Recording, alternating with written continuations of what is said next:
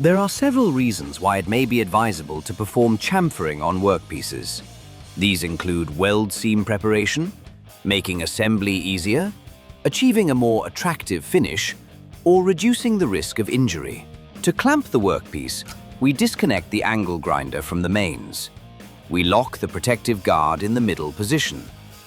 We place the grinding disc on the support flange. For greater grinding comfort, we use a flap disc here. We screw the clamping flange onto the spindle with the flat side facing outwards and tighten it with the spanner whilst holding down the locking button. Please observe the safety pictograms and always wear personal protective equipment when grinding. A chamfer is the beveled surface of an edge at an angle of 45 or 30 degrees. We position the grinding disc at one of these angles and chamfer the edge using even back and forth movements. A flap disc offers many advantages.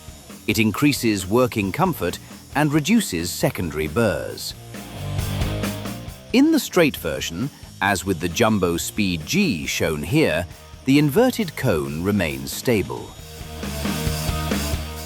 Thanks for liking and sharing. Subscribe to our channel now so you don't miss any new videos.